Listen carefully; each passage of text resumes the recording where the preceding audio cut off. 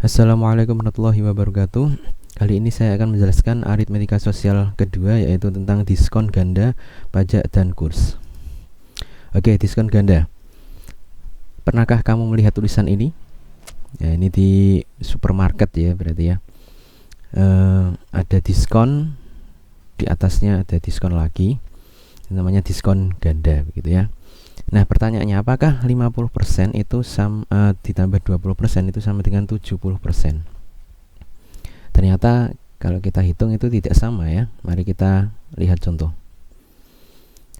Misalkan harga awal barang ya, di sini 200.000, mendapatkan diskon 50% ditambah 20%. Maka cara menghitungnya yaitu yang pertama yaitu menghitung harga kedua, di mana diperoleh dari H1 dikurangi D1 per 100 kali H1. Jadi yang pertama masuk yaitu yang 50% ya, ini ke D1. Lalu ketika sudah mendapatkan H2, nanti kita masukkan ke rumus yang kedua yaitu untuk mencari H ketiga. Jadi di sini H2 hasil perhitungan yang tadi masuk ke dalam rumus H3 yaitu H2 dikurangi D2 per 100 kali H2. Nah, D2 di sini yaitu 20% yang bisa kita masukkan, begitu ya. Oke, yang pertama dulu untuk diskon yang 50%. Seperti biasa rumusnya H2 sama dengan H1 kurangi D1 per 100 kali H1. H2 sama dengan H1 atau harga awalnya yaitu 200.000 dikurangi D1 yaitu 50, maka 50 per 100 kali 200.000. Hasilnya 100 dicoret dengan 100, maka 200.000 dikurangi 50 kali 2000 yaitu 100.000, begitu ya. Maka hasilnya adalah H2 sama dengan 100.000. Oke, dari H2 di sini nanti kita bisa masukkan ke H3, di mana H3 memiliki diskon 20%, gitu ya. H3 sama dengan H2 kurangi D2 per 100 kali H2. H3 sama dengan H2 tadi yang atas ini ya, 100.000 yang sudah kita temukan, kurangi D2 yaitu 20 per 100 dikali H2 100.000. Maka kita coret nolnya, kita dapatkan 100.000 dikurangi 20 kali 1000 yaitu 20.000 ya. Hasilnya itu 80.000. Nah, jadi harga 200.000 ini ketika kita diskonkan 50% ditambah 20% ternyata menghasilkan harga akhir yaitu 80.000. Nah, sekarang kita bandingkan dengan diskon 70%. Apakah sama, begitu ya? Oke, kita masukkan 1 kali tingkatan diskon saja, berarti H2 sama dengan H1 dikurangi D per 100 kali H1. H2 sama dengan H1 nya yaitu 200.000 dikurangi dengan diskonnya langsung yaitu 70%. Misalnya ini ya, dikali 200.000. Maka kita coret nolnya, menghasilkan 200.000 dikurangi 70 kali 2000 yaitu 140.000. Ternyata harga akhirnya yaitu 60.000. Berbeda dengan tadi.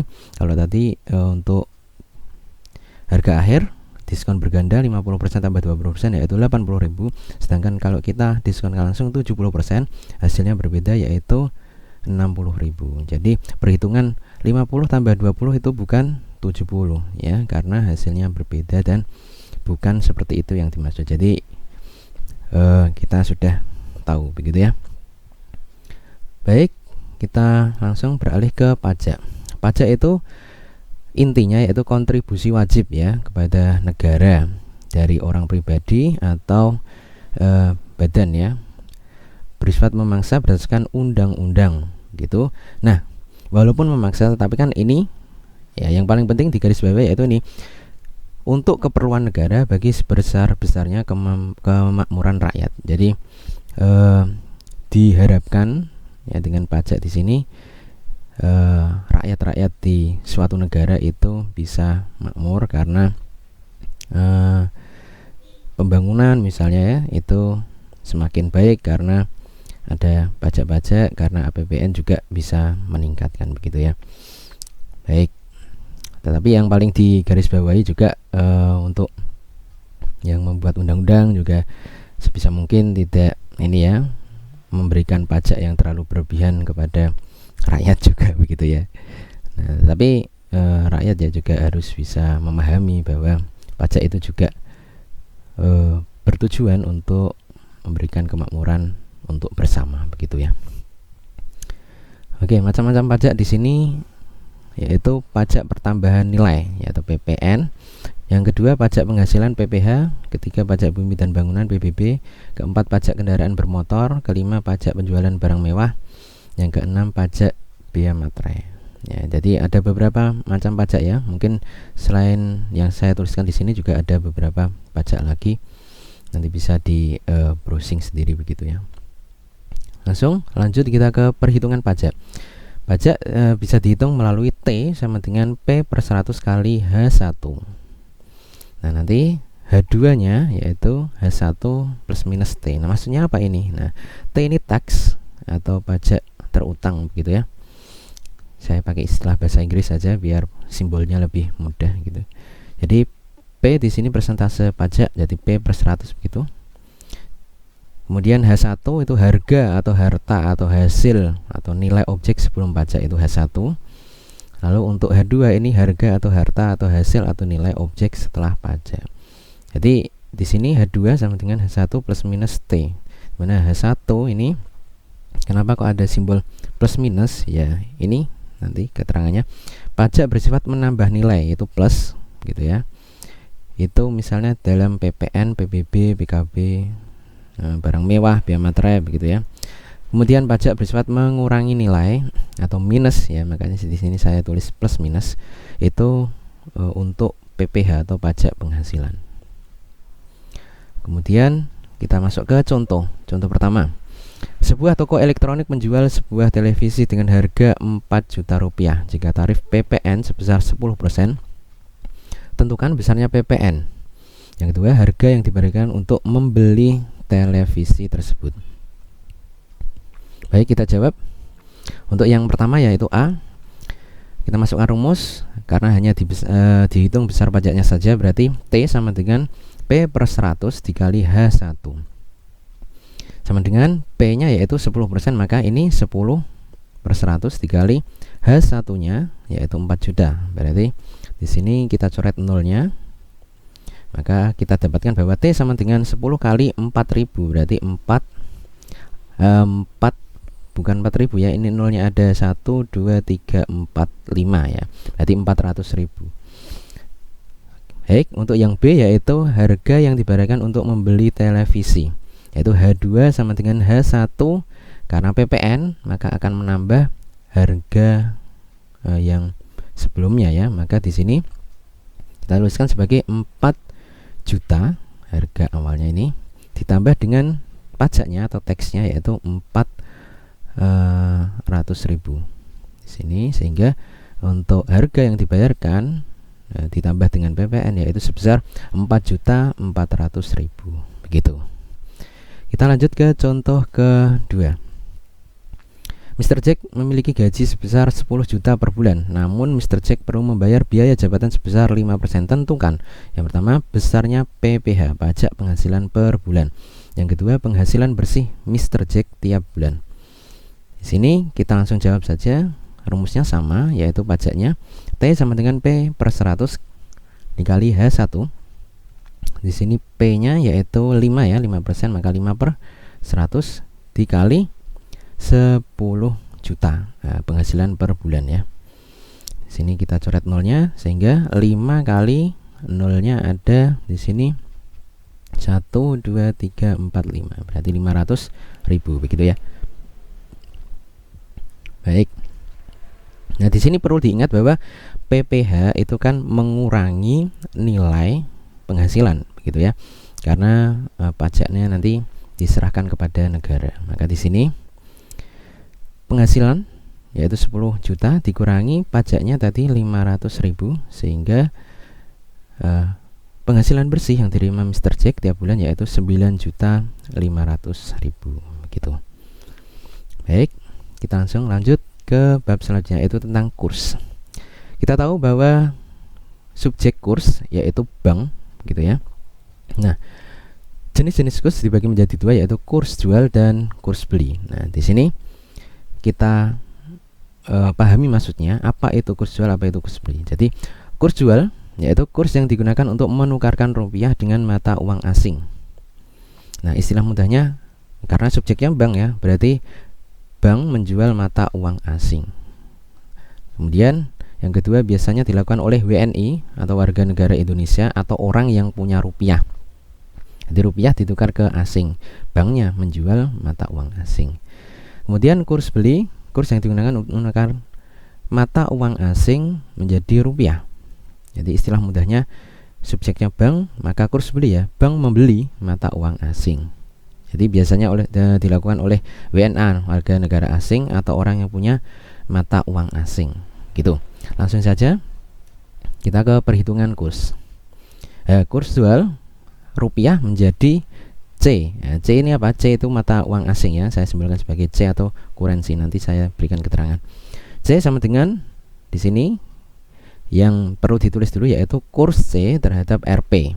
Ya, dibagi dengan kurs Rp terhadap C dikali Rp-nya berapa, nanti akan dapat C begitu ya, atau mata uang asing.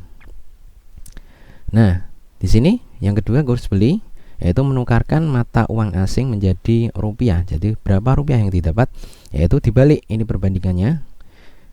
Ya, ini posisinya terbalik ya. Ya memang kalau kita bandingkan itu memang perbandingan senilai begitu. Jadi kurs Rp terhadap C dibagi dengan kurs C terhadap Rp dikali C atau mata uang asingnya. Nah, ini keterangan C adalah kurensi mata uang asing, Rp itu rupiah atau mata uang Indonesia. Oke, kita ke contoh pertama. Apabila Benny ingin menukar uang sebanyak 20 juta dengan mata uang ringgit, diketahui kurs jual 1 ringgit 4.000 rupiah, kurs beli 1 ringgit 3.000. Berapa ringgit yang diterima Benny? Nah, coba lihat. Kira-kira Benny ini akan menggunakan kurs jual atau kurs beli? Ya. Benny kalau kita lihat kan punya rupiah ya, punya rupiah ingin ditukar ke ringgit. Gitu ya. Jadi banknya kira-kira itu menjual ringgit atau membeli ringgit. Nah, kalau keluar berarti banknya kan menjual ringgit begitu ya. Jadi dilakukan oleh orang yang memiliki rupiah seperti tadi. Kalau kita lihat, nah, ini ya, dilakukan oleh orang yang punya rupiah, terus banknya menjual mata uang asing. Berarti kira-kira kurs apa itu tadi? Iya betul, yaitu kurs jual ya. Jadi di sini jelas bahwa Benny ingin ringgit dan bank menjual ringgit. Nah, Benny punya rupiah ingin ringgit, bank menjual ringgit, maka digunakan kurs jual. Jadi subjeknya di sini yaitu bank. Kita masuk ke rumus. Kita pakai kurs jual yaitu C sama dengan kurs C terhadap Rp dibagi dengan kurs Rp terhadap C dikali Rp. Di sini kita tahu bahwa kurs C terhadap Rp kita fokus ke kurs jualnya ya. Di sini 1 ringgit sama dengan 4.000. Berarti kurs C terhadap Rp dalam kurs jual yaitu 1 ringgit gitu ya. Ini kurs C-nya, terus dibagi dengan kurs Rp-nya terhadap C. Nah, di sini kebalikan ya. Jadi 4.000 terhadap 1 ringgit untuk yang bawah. Yang atas 1 ringgit terhadap Rp dibagi dengan 4.000 terhadap ringgit. Gitu ya. Nah, kita lanjut. Dikalikan dengan Rp. Rp-nya tadi dia punya 20 juta. Sehingga kalau kita hitung 1 banding 4.000 dikali 20 juta. Di sini kita coret nolnya 3. Ternyata hasilnya adalah 1 kali 2, nolnya ada 4, sehingga akan menghasilkan di sini kita bagi dulu ya biar lebih mudah. 20 dibagi 4 hasilnya 5 gitu. Sehingga perhitungan yang terakhir yaitu 5.000 ringgit. Begitu. Kita lanjut ke contoh kedua. Reza akan pulang dari Thailand ke Indonesia. Ketika hendak kembali ke Indonesia, Reza ingin menukarkan uang 5.000 baht Thailand di money changer terdekat. Diketahui kurs jual 1 baht 2.500 rupiah, sementara kurs beli 1 baht 2.000 rupiah. Nah, coba lihat. Reza ini orang Indonesia tetapi punya mata uang asing. Ya, punya mata uang asing. akan ditukarkan di bank atau di money changer ini. Nah, kira-kira kalau orang punya mata uang asing diterima oleh bank, begitu ya, banknya menerima itu kira-kira menjual atau membeli, ya otomatis jelas ya, banknya itu membeli. Maka di sini jelas bahwa Reza punya BAT dan bank membeli BAT, membeli ya. Jadi di sini digunakan kurs beli. Masuk ke rumus, yaitu RP sama dengan kurs RP terhadap C dibagi dengan kurs C terhadap RP dikali C. Dikembalikan perbandingannya. Di sini kurs RP, ya, kurs RP di sini kalau kita lihat kurs belinya ternyata 1 BAT sama dengan Rp2.000. Jadi kurs RP-nya dulu. Jadi 2.000 ya terhadap C dibagi dengan kurs C-nya atau kurs BAT-nya terhadap RP. Kurs BAT-nya yaitu 1 terhadap RP-nya. Nah, jadi di sini kita tuliskan Rp2.000 per 1 BAT dikali dengan C-nya atau uang Thailandnya tadi yaitu 5.000. Nah, di sini kita hitung selanjutnya yaitu 2.000 per 1 dikali 5.000. Mudah saja bahwa 2 kali 5 yaitu 10, tinggal tambahkan nolnya ada 6 yaitu 10 juta. Gitu ya. Nah, itu dulu dari saya. Terima kasih atas perhatiannya. Saya akhiri dulu. Sekian. Assalamualaikum warahmatullahi wabarakatuh.